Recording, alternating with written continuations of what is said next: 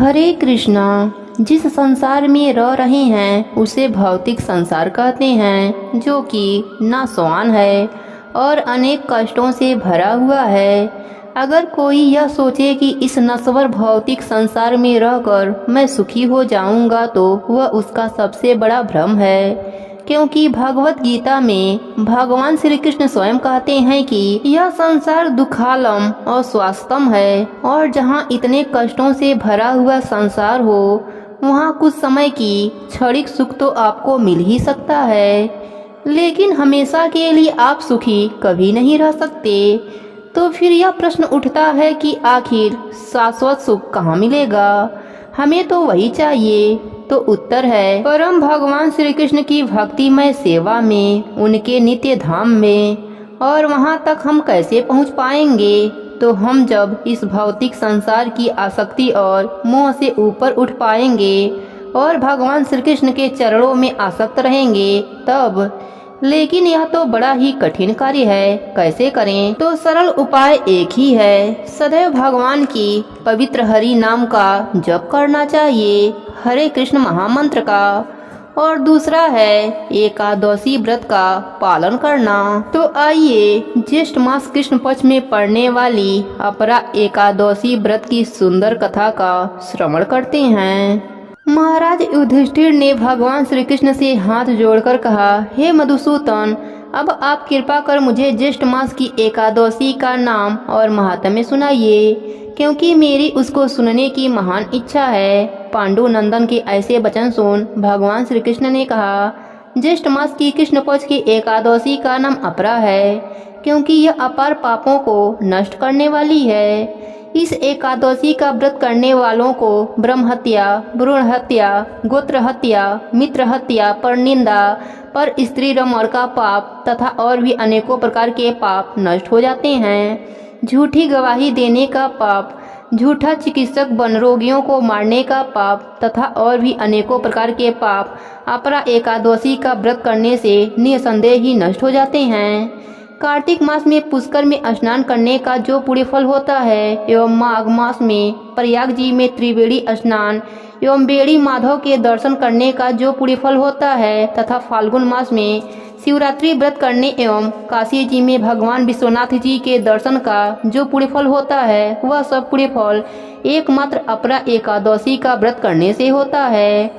गया जाकर पितरों को पिंडदान करने का जो महान फल होता है, एवं सिंहस्थ गुरु में गोमती स्नान का जो महान पुण्य फल होता है, और कुंभ में केदार दर्शन का जो महान फल होता है, तथा स्वर्णदान, अश्वदान, गजदान, भूमिदान, विद्यादान, अन्यदान, कन्यादान इत्यादि महादानों का जो फल होता है, वह महान पुण्य फल केवल एकमात्र अपरा एकादशी का व्रत धारण करने से हो जाता है। यह पाप रूपी वृक्षों को काटने के लिए अत्यंत ही पैनी कुल्हाड़ी है, और कष्ट रूपी तृण समूह के लिए अग्नि, और महान पाप रूपी अंधकार को नष्ट करने के लिए भगवान भुवन भास्कर का दिव्य प्रकाश है। कहने का तात्पर्य यह है कि अपरा के समान पापों को नष्ट करने वाला कोई भी पुण्य फल नहीं। अतएव पापों को नष्ट करने की कल्पना करने वालों एवं अच्छे पुण्य फल को प्राप्त करने के लिए अपरा एकादशी का व्रत रखना अत्यंत आवश्यक है।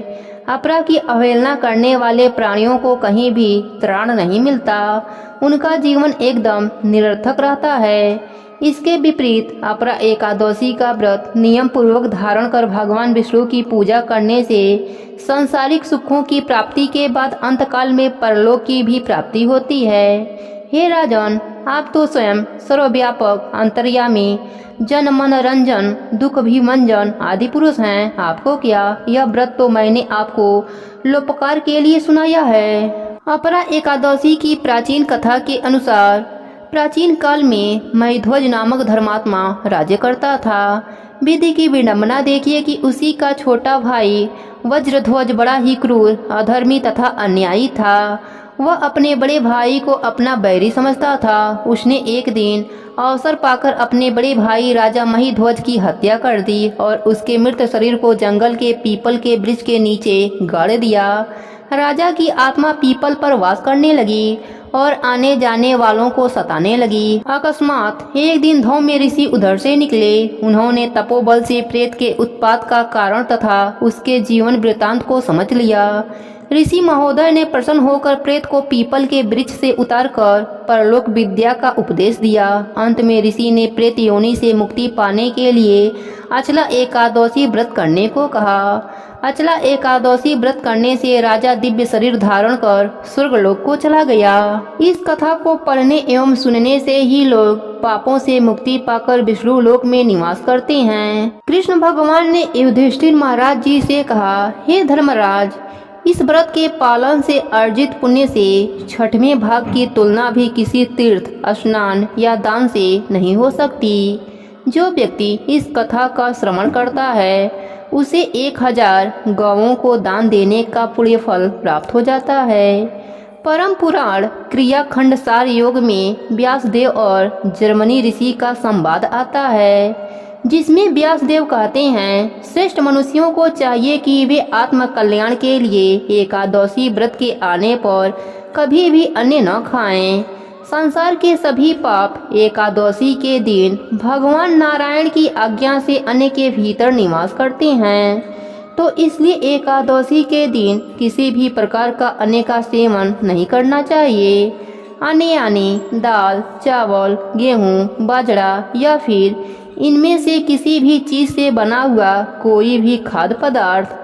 अगर आवश्यकता लगे तो दूध, फलाहार, एकादशी प्रसाद इत्यादि लिया जा सकता है। भोजन के साथ साथ एकादशी के दिन अपनी चेतना पर भी विशेष ध्यान दें। आज के दिन अधिक से अधिक समय हरे कृष्ण महामंत्र का जप करना चाहिए, यानी कि हरे कृष्ण कृष्ण कृष्ण हरे हरे, हरे राम राम राम हरे हरे। इस दिन हरे कृष्ण महामंत्र के 108 मनके वाली कम से कम 8, 16 या 25 माला का जप करना चाहिए।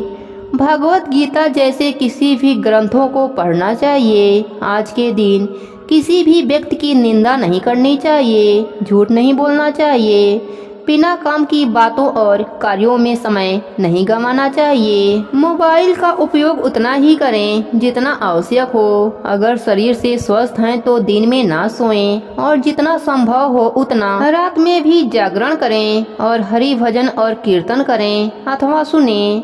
अगले दिन निर्धारित पारण के समय पर सुयोग्य ब्राह्मण या वैष्णव को दान देकर भगवान को अर्पण किया हुआ भोजन प्रसाद से अपना एकादशी व्रत का पारण करें। प्रेम से बोले विष्णु भगवान की जय हो। एक बार एक बुढ़िया माई ने एकादशी का व्रत रखा। बड़ा ही भक्ति से पूजा अर्चना करी। उन्हें वृद्ध अवस्था में क्या बाधा थी, वह तो अपने पुत्र पौत्रों की सुख सुविधा के लिए व्रत किया करती थीं। वे दिन भर तो मन को कठोर करके अपने प्यास को रोके रहीं और दिन में ब्राह्मणों को मिट्टी के पात्र में पानी भरकर और ऋतु फल भरकर दान किया। दोना भर के चीनी और दही वितरण किया। उन्हें गर्मी के कारण बहुत बेचैनी हो रही थी। इस कारण वह बहुत देर तक पानी में पड़ी रहीं, मुँह धोती रहीं। तब कहीं थोड़ा बहुत धैर्य बंध पाया। धूप तो तेज पड़ ही रहा था, इस कारण बार बार मुख सूख रहा था। बहुत बेचैनी हो रही थी, एक तो बुढ़ापा और दूसरा यह भयंकर गर्मी। वृद्धा अवस्था में स्थिति तो कुछ दूसरे ही प्रकार की होती है। जैसे तैसे हाथ पैर धो करके दिन कट पाया। अब पहाड़ सी रात सामने थी। उनका कटना बड़ा ही कठिन दिखाई दे रहा था। खटिया पर पड़े पड़े शांति नहीं मिल रही थी। वे बार बार करवट बदल रही थीं। कई बार वह बाहर जाती और भीतर आती।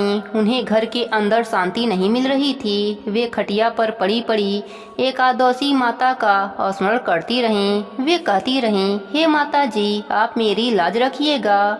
आप ही मुझे शांति दे दीजिएगा, जिससे मैं यह व्रत पूर्ण कर सकूं और यह पहाड़ सी रात शांति पूर्वक व्यतीत हो सके। प्यास के कारण बुढ़िया माई की बेचैनी तो बढ़ ही रही थी। उन्होंने धैर्य रखने का बहुत प्रयास किया, किंतु सहनशीलता की सीमा टूट गई और वह घबराकर एकदम चिल्ला उठी। बोली, बचाओ बचाओ। अम्मा का चिल्लाना सुनकर परिवार भर के नर नारी, बच्चे, अड़ोसी पड़ोसी इकट्ठे होकर बुढ़िया माई के खटिया के समीप पहुंच गए। सबने पूछा कि अम्मा, आपको क्या हुआ? आप क्यों चिल्ला रही हैं? आप इस वृद्ध अवस्था में यह कठिन व्रत क्यों करती हैं? अम्मा जी, शक्ति से ही भक्ति होती है। थोड़ी देर में वह फिर बोली, मेरे प्राण निकल रहे हैं, मेरे छाती पर ठंडे पानी का घड़ा रख दो। अब नातियों ने दादी के छाती पर ठंडे पानी का पात्र रख दिया। तब उन्हें थोड़ा बहुत आराम मिला और थोड़ी देर के लिए उन्होंने अपनी आंखें बंद कर लिया। अब एकादशी माता ने सोचा, यह बुढ़िया अम्मा है तो बहुत कठोर, जरा जाकर उनकी परीक्षा लेनी चाहिए। वे आधी रात को मुर्गा बनकर टेर लगाने लगी। मुर्गा की आवाज सुनकर दादी जल्दी से उठी और बाहर जाकर आसमान की ओर देखा, किंतु आसमान में कहीं उन्हें प्रातःकालीन तारा नजर नहीं आया। वे सोचने लगीं, यह मुर्गा क्यों और कैसे बोल गया? उन्हें प्यास तो लग ही रही थी। थोड़ा बहुत उनका मन भी विचलित हो गया।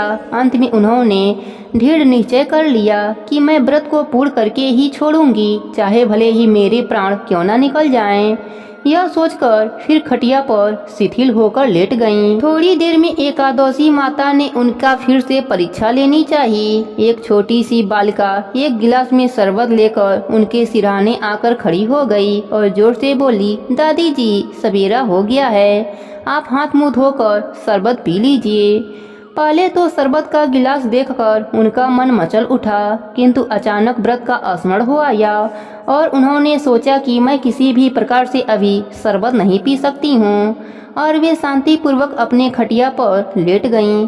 फिर थोड़ी ही देर में उन्हें ऐसा लगा जैसे किसी ने उन्हें पानी के कुएं में पलट दिया हो। वे बड़ी देर तक हाथ पैर चलाती रहीं, किंतु उन्होंने अपने मुंह में एक भी बूंद पानी का जाने नहीं दिया। वे दृढ़ता पूर्वक अपना व्रत पालन करती रहीं। थोड़ी देर में न जाने कहां से सामने आग जलने लगी, जिससे भारी गर्मी बढ़ने लगी। प्यास के कारण प्राण निकलने लगे, किंतु बुढ़िया माई का कुछ भी नहीं बिगड़ पाया। वे जहां की तहां मुस्कुराती हुई बैठी रहीं। थोड़ी ही देर में बाहर प्रकाश दिखाई देने लगा। ऐसा लगा जैसे सवेरा हो गया हो। बुढ़िया माई ने जब बाहर निकलकर देखा तो समझ गईं, अभी सवेरा होने में 3-4 घंटे की देरी है। यह जानकर भी वह शांति पूर्वक इधर उधर घूमने लगीं। फिर एकादशी माता यह बात अच्छी तरह से समझ गईं कि यह बुढ़िया किसी भी प्रकार से अपने व्रत से टस से मस नहीं होगी। वे उनके सत्य व्रत को अच्छी तरह से समझ गई थीं। अब सवेरा होते ही बुढ़िया माई ने स्नान किया, भगवान की पूजा पाठ करी, एकादशी व्रत की कथा सुनी, ब्राह्मणों को दक्षिणा देकर भोजन कराया। तब कहीं उन्होंने व्रत का पारण करके जल ग्रहण किया। फिर अम्मा ने स्वयं भोजन किया।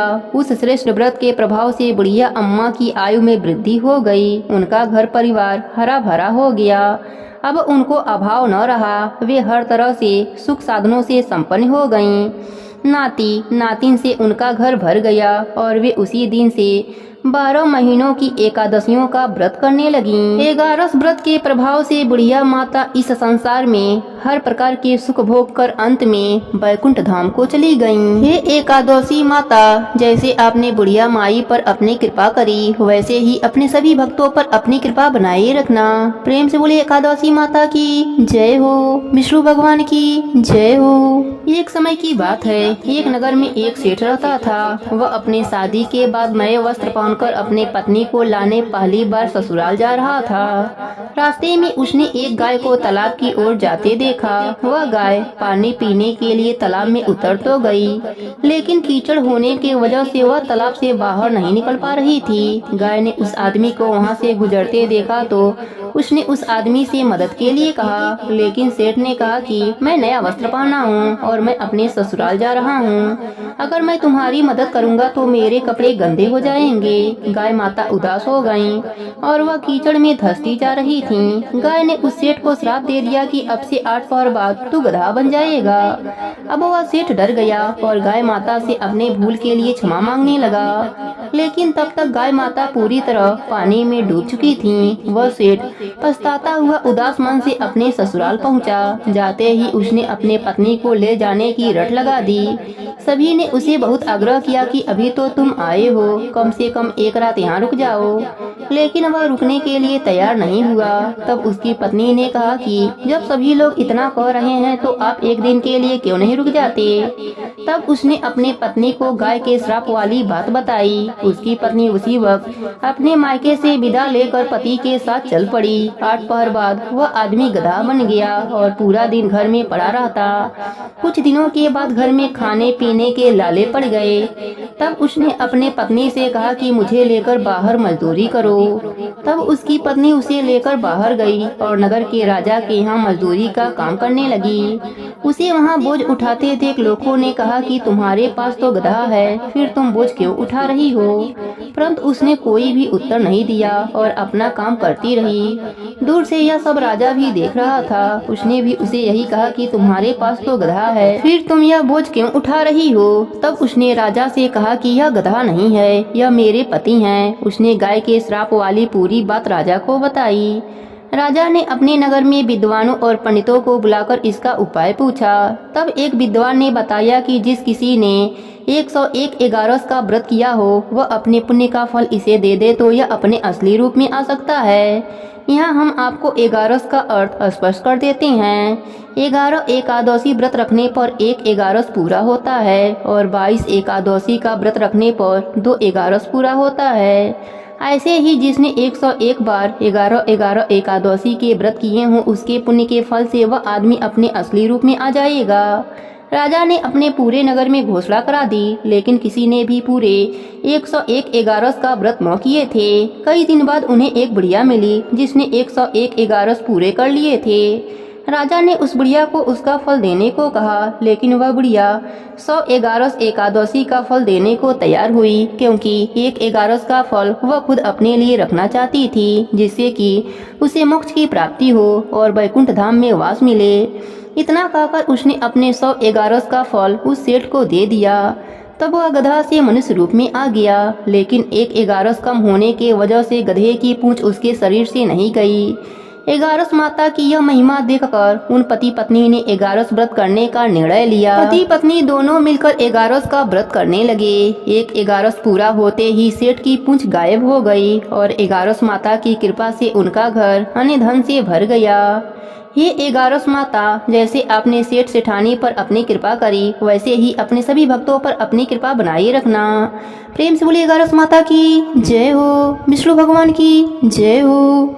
एक समय की बात है, एक नगर में एक राजा राज्य करता था। वह बहुत ही धार्मिक प्रवृत्ति का था। उस राजा को समय आने पर 2 कन्याओं का जन्म हुआ। राजा की छोटी बेटी भी अपने पिता के तरह ही धार्मिक थी। वह नियम धर्म से रहती थी। साथ ही वह बचपन से ही एगारस माता का व्रत भी करने लगी। एगारस माता की कृपा से राजा की छोटी बेटी लोकप्रिय हो गई। उसकी हर तरफ प्रशंसा होती रहती थी। यह सब देखकर राजा की बड़ी बेटी को बड़ा ही ईर्ष्या होता था। वह अपने बहन से जलती रहती थी। एक बार की बात है, पड़ोसी राजा का बेटा बड़ी बेटी को देखने आया, लेकिन उसे बड़ी बेटी की जगह छोटी बेटी पसंद आ गई। अब तो बड़ी बहन अपने छोटी बहन से और भी अधिक जलने लगी। वह अपने छोटी बहन को मारने के नए नए तरीके अपनाती है। एक बार खाने में जहर मिलाकर उसे खिलाने की कोशिश करती है। एक बार मटके में जहरीला सांप रखकर छोटी बहन के कमरे में रख देती है। एक बार छोटी बेटी को पनघट पर पानी भरने के लिए ले जाती है और धोखे से नदी में धक्का दे देती है। हर बार एगारस माता उसे बचा लेती हैं, क्योंकि वह एगारस माता का व्रत किया करती थी। बड़ी बहन बहुत परेशान हो गई कि यह तो किसी भी तरह से नहीं मरती। एक दिन बड़ी बहन छोटी बहन से बोली, मेरी प्यारी बहन, भगवान ने हम सबकी मृत्यु किसी न किसी तरह से लिखी है। क्या तुम्हें पता है तुम्हारी मृत्यु कैसे होगी? छोटी बहन बड़ी ही सीधी साधी थी। वह बोली, मेरी मृत्यु मेरे पालतू तोते के गले में जो हार है उसी में अटकी हुई है। यदि कोई मेरे तोते को मारकर वह हार पहन ले तो मैं मूर्छित हो जाऊंगी, और फिर उस हार को उतारकर कोई रख दे तो मैं जीवित हो जाऊंगी। उस रात छोटी बहन अपने पिता के पास गई और बोली, पिताजी, मुझे शक है यदि मैं मर जाऊं तो आप मुझे जलाना मत, आप मुझे हमारे पुराने महल के कुएं के पास झोपड़ी बनवाकर खाट पर सुला देना। राजा बोला, बेटी तुम ऐसा क्यों बोल रही हो, 3 दिन बाद तो तुम्हारी शादी है। तब छोटी बेटी बोली, पिताजी समय का कोई भरोसा नहीं। इस तरह शादी वाले दिन भी आ गए। उसी दिन बड़ी बहन छोटी बहन के पालतू तोते को ढूंढती है पर उसे कहीं नहीं मिलता। तभी दरवाजे पर बारात आ जाती है। बरमाला का कार्यक्रम संपन्न हो जाता है। फेरों की रस्म शुरू हो जाती है। उधर बड़ी बहन तोते को ढूंढ लेती है और वह उस तोते को मार देती है। वहीं छोटी बहन 3 फेरे राजकुमार के साथ पूरे कर लेती है। तभी छोटी बहन मूर्छित होकर गिर जाती है। उधर बड़ी बहन तोते के हार को खुद पहन लेती है। इधर सभी घबरा जाते हैं। सभी बारातियों में हलचल मच जाती है कि राजकुमारी को क्या हुआ। सभी डर जाते हैं। तब राजा वैद्य हकीमों को बुलाते हैं। छोटी राजकुमारी को महल में ले जाकर लिटा दिया जाता है। वैद्य हकीम राजा से कहते हैं, राजकुमारी ना मरी हैं ना जीवित हैं, हमने ऐसा पहली बार देखा है। तब राजा उनसे कहते हैं, वहां जाकर बोलना कि राजकुमारी बेहोश हैं, अभी थोड़ी देर में ठीक हो जाएंगी। यदि तुम ऐसा नहीं कहोगे तो मैं तुम्हें फांसी दे दूंगा। बेचारा वैद्य हकीम राजा के कहे अनुसार वैसा ही बोलता है। तभी बड़ी बेटी आती है और कहती है, पिताजी मुझे छोटी बहन के मरने का बहुत दुख है। उससे ज्यादा दुख मुझे आपके इज्जत का है, जो कि खराब हो जाएगा। आप ऐसा करो कि मेरी शादी राजकुमार के साथ करवा दो, तब सब ठीक हो जाएगा, आपका इज्जत भी रह जाएगा। तब राजा को यह बात ठीक लगी और राजा ने छोटी बेटी के कपड़े पहनाकर फेरों में बैठा दिया। पर राजकुमार ने मना कर दिया, कहा, यह मेरी पत्नी नहीं है। मेरी पत्नी जब बोलती है उसके मुख से फूल झड़ते हैं। लेकिन सबने समझा बुझाकर उससे 4 फेरे लगवा दिए। बड़ी राजकुमारी ससुराल आई तो राजकुमार ना तो उनसे बात करते थे, ना ही उसके हाथ से पानी पीते थे और ना ही उसके हाथ का बनाया हुआ खाना खाते थे। राजकुमार ने मन ही मन सोचा कि मैं पता लगाकर रहूंगा कि मेरी पत्नी के साथ क्या हुआ है। एक दिन राजकुमार दुखी होकर घोड़े पर बैठकर जा रहे थे कि घोड़ा वहीं जाकर रुका जहाँ राजकुमारी की अधमरी लाश रखी गई थी। राजकुमार ने मन ही मन सोचा कि घोड़ा यहाँ किस कारण से रुका है, कोई तो वजह जरूर होगा जो कि घोड़ा यहाँ रुक गया है। राजकुमार घोड़े से उतरकर पुराने महल में गए। वहाँ एक चौकीदार था। राजकुमार ने पूछा, यह महल किसका है? तब चौकीदार ने बताया कि यह महल आपके ससुर जी का है। वहाँ खाट पर कौन सो रहा है? राजकुमार ने चौकीदार से पूछा। तब चौकीदार कहने लगा कि यह राजा की छोटी बेटी हैं, जो शादी वाले दिन अधमरी हो गई थीं। तब राजकुमार ने कहा, यह तो मेरी पत्नी है, इसके साथ मेरे फेरे हुए थे। तब राजकुमार ने चौकीदार से कहा, तुम किसी से कुछ मत कहना कि मैं यहाँ हूँ, मैं तुम्हें मुँह मांगी रकम दूंगा।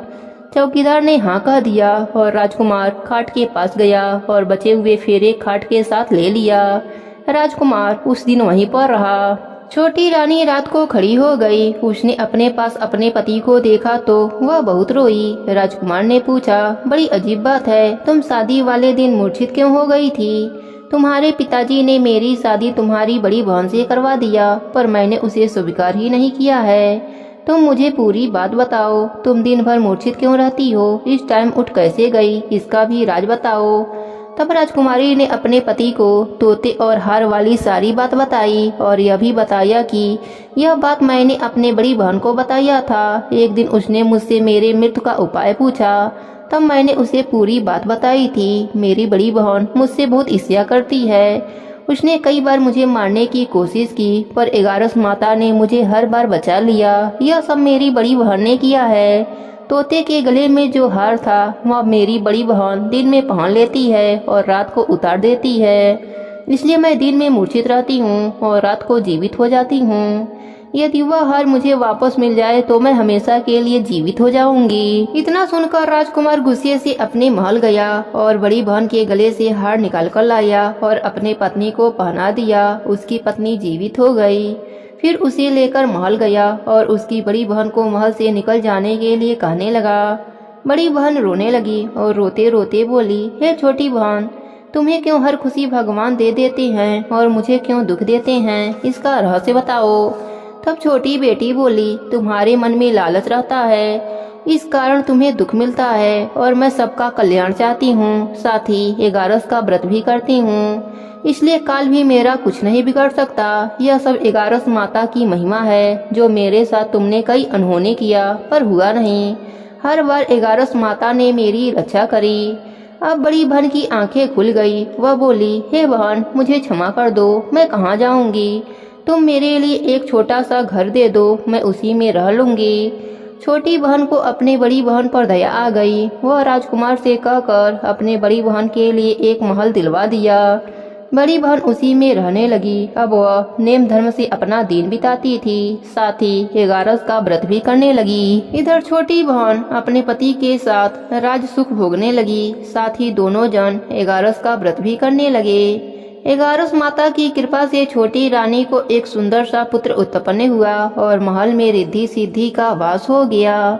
हे 11 माता, जैसे आपने छोटी राजकुमारी पर अपनी कृपा करी, वैसे ही अपने सभी भक्तों पर अपनी कृपा बनाए रखना, सबके व्रत को पूर्ण करना। प्रेम से बोलिए 11 माता की जय हो, विष्णु भगवान की जय हो। गर्ग संहिता में एक सुंदर संवाद आता है, जिसमें एक दिन वृंदावन में सभी गोपियां श्रीमती राधा रानी से पूछती हैं कि हे दिव्य स्वरूपे कमल लोचने वृषभानु नंदनी, हे श्री राधे, जो देवताओं के लिए भी अत्यंत दुर्लभ है, वे श्री नंद नंदन तुम्हारे बस में रहते हैं। हे श्री राधे, तुम विश्व मोहिनी हो और संपूर्ण शास्त्रों के ज्ञान में पारंगत भी हो, इसलिए आप हमें श्री कृष्ण के प्रशंसा के लिए कोई शुभ व्रत को बतलाइए। इसके उत्तर में श्री राधा रानी गोपियों से कहती हैं कि श्री कृष्ण की प्रशंसा के लिए आप सब 11 के व्रत का अनुष्ठान करो, उससे साक्षात श्री कृष्ण तुम्हारे बस में हो जाएंगे, इसमें कोई भी संशय नहीं है। एक बार गांधारी ने भी भगवान से यही प्रश्न पूछते हुए कहा था कि हे प्रभु, मैंने ऐसा कौन सा घोर पाप कर्म किया था जिसके कारण मेरे सभी 100 पुत्रों की मृत्यु मेरे ही नजर के सामने हो गई। तो इसके उत्तर में उन्होंने यही बताया था कि आपने पूर्व जन्म में एकादशी व्रत का पालन नहीं किया था, इसी पाप की वजह से आपको यह कष्ट भोगना पड़ा। प्रेम से बोले विष्णु भगवान की जय हो, 11 माता की जय हो। एक समय की बात है, एक गांव में एक बुढ़िया माई अपने परिवार के साथ रहती थीं। बुढ़िया माई विष्णु भगवान की परम भक्त थीं। वह हमेशा दोनों पक्षों की एकादशियों का व्रत करती और कथा सुनती थीं। उन्होंने कभी भी व्रत में गणेश भगवान की कथा न कही न सुनी, इस कारण उनका व्रत अधूरा रह गया। पर बुढ़िया माई को इस बात का पता नहीं था। उनको लगता था कि वह तो पूरा व्रत कर रही हैं और उनके व्रत के पुण्य से उनको वैकुंठ लोक की प्राप्ति जरूर होगी। देखते ही देखते बुढ़िया माई की मृत्यु हो गई। उन्हें लेने यमलोक के दूत आए। वह देखकर घबरा गईं और बोली, मैंने जीवन भर विष्णु भगवान की भक्ति श्रद्धा भाव से किया, एकादशी का व्रत किया, मुझे तो लेने वैकुंठ लोक का विमान आएगा, मैं आपके साथ नहीं चलूंगी। इतना कहकर बुढ़िया माई रोने लगी और विष्णु भगवान को पुकारने लगी। विष्णु भगवान गरुड़ पर सवार होकर बुढ़िया माई के पास आए और बोले, बुढ़िया माई, तूने तो पूरी श्रद्धा से व्रत किया, पर तुमने व्रत में कभी भी गणेश भगवान की कथा न कही न सुनी, इस कारण तेरा व्रत अधूरा है। बुढ़िया माई विष्णु भगवान से जीवन दान मांगने लगी ताकि वह एकादशी का व्रत करके उसका पूरा पुण्य प्राप्त कर सके। इस प्रकार बुढ़िया माई को विष्णु भगवान ने 2 साल के लिए फिर जीवित कर दिया। अब बुढ़िया माई जीवित होते ही गणेश भगवान का नित्य नियम निभाना चालू कर दिया। एकादशी का व्रत करती तो एकादशी व्रत की कथा सुनती और अंत में गणेश भगवान की कथा सुनने लगी। इस प्रकार 2 साल में 4/11 बुढ़िया माई ने पूरा कर लिया। गणेश भगवान की कृपा से एकादशी का पूरा पुण्य बुढ़िया माई को प्राप्त हुआ। बुढ़िया माई की तपस्या से गणेश भगवान प्रसन्न हुए और बुढ़िया माई के सामने प्रकट होकर बोले, बुढ़िया माई, तुमने मेरे नित्य नियम के साथ ही व्रत में श्रद्धा पूर्वक कथा सुनी है, इसलिए मैं तुम पर अत्यंत प्रसन्न हूँ। मैं तुम्हें आशीर्वाद देता हूँ कि जब तक यह पृथ्वी रहेगी तब तक तुम्हारे इस तपस्या का गुणगान लोग करते रहेंगे। साथ ही एकादशी व्रत में तुम्हारी इस भक्ति की कथा को जो भी मनुष्य प्रेम पूर्वक सुनेगा उसको व्रत का संपूर्ण फल प्राप्त होगा। गणेश भगवान बुढ़िया माई पर प्रसन्न होकर बुढ़िया माई का घर अन्य धन से भर दिया। साथ ही रिद्धि सिद्धि का वास करके अंतर ध्यान हो गए। 2 साल बीतने पर बुढ़िया माई की मृत्यु हुई। इस बार उन्हें लेने बैकुंठ लोक का विमान आया। बुढ़िया माई को पूरे मान सम्मान के साथ बैकुंठ लोक ले जाया गया। इस प्रकार गणेश भगवान की कृपा से बुढ़िया माई का घर अन्य धन से भर गया और मरने के बाद बैकुंठ लोक का सुख मिला। हे गणेश जी महाराज, जैसे आपने बुढ़िया माई पर प्रसन्न हुए, बुढ़िया माई के व्रत को पूर्ण किया, उसके घर को अन्य धन से भर दिया, वैसे ही एकादशी व्रत करने वालों को भी पूरा फल देकर उनका घर अन्य धन से भर देना। कहानी अधूरी हो तो पूरी करना, पूरी हो तो मान रखना। प्रेम से बोले विष्णु भगवान की जय हो, गणेश भगवान की जय हो। एक गांव में एक बुढ़िया माई रहती थी। वह नित्य नदी पर स्नान करती और तुलसी माता को सींचती। तुलसी माता से कहती, हे तुलसी माता, सबकी दाता, मैं बिरला सी चूँ, तू कर निस्तार मेरा। तुलसी माता सुहाग दे, लडुआ दे, पीताम्बर की धोती दे, मीठा मीठा ग्रास दे, बैकुंठ का वास दे, चटके की चाल दे, पटके की मौत दे, चंदन की गांठ दे, झालर की झंकार दे, साई का रास दे, दाल भात का जीवन दे, 11 की मौत दे और कृष्णा की कांधा भी दे दे। बुढ़िया माई रोज तुलसी सींचने के बाद यही बात कहती थी। उसकी बात सुनकर तुलसी माता सूखने लगी। एक दिन भगवान हरि ने पूछा, हे प्रिय, इतनी औरतें तुम्हें सींचती हैं, मीठा भोग लगाती हैं, गीत सुनाती हैं, फिर भी तुम क्यों सूख रही हो? तब तुलसी माता ने कहा, हे प्रभु, एक बुढ़िया माई रोज मेरे पास आती हैं और रोज मुझसे यही सब बातें कहती हैं। मैं हर बात पूरी कर सकती हूँ, पर श्री हरि का कान्हा कहाँ से ला कर दूंगी? तब भगवान हरि बोले, जब वह मरेगी तब कान्हा देने मैं स्वयं आ जाऊंगा। हे प्रिय, तुम चिंता मत करो। कुछ दिनों के बाद बुढ़िया माई का देहांत हो गया। बुढ़िया माई के अंतिम संस्कार के लिए गांव के कुछ लोग बुढ़िया माई के मृत शरीर को उठाने लगे तो वह बुढ़िया माई इतनी भारी हो गई कि किसी से भी नहीं उठती। सब गांव वाले बोलने लगे कि बुढ़िया माई तो अपने पूरे जीवन में पूजा पाठ करी थी, फिर भी यह इतनी भारी कैसे हो गई। तभी उधर से बूढ़े ब्राह्मण के रूप में भगवान हरि स्वयं वहां आए और पूछने लगे कि क्या हुआ। तब सभी कहने लगे, बुढ़िया माई का शरीर उठ नहीं रहा है, लगता है यह पाप भी बहुत करती थीं, इसलिए यह मरने के बाद भारी हो गई हैं। तब भगवान के रूप में प्रभु बोले, मुझे इसके कानों में एक बात कहने दो, शायद उठ जाए। लोग बोले, ठीक है, आप भी प्रयास कर लो। भगवान बुढ़िया माई की कानों में कहने लगे, बुढ़िया माई, मन के निकाल ले, अड़ुआ ले, गड़ुआ ले, पीताम्बर की धोती ले, मीठा मीठा ग्रास ले, बैकुंठ का वास ले, चटके की चाल ले, पटके की मौत ले, चंदन की गांठ ले, झालर की झंकार ले, दाल भात का जीवन ले, एकादशी की मौत ले और ले श्री हरि का कान्हा भी ले। इतना कहते ही बुढ़िया माई हल्की हो गईं। भगवान अपने कंधे पर उसे ले गए। बुढ़िया माई को मुक्ति मिल गई और वह श्री हरि के साथ बैकुंठ लोक को चली गई। हे तुलसी माता, जैसे आपने बुढ़िया माई पर अपनी कृपा करी, वैसे ही अपने सभी भक्तों पर अपनी कृपा बनाई रखना। प्रेम से बोले तुलसी माता की जय हो, विष्णु भगवान की जय हो।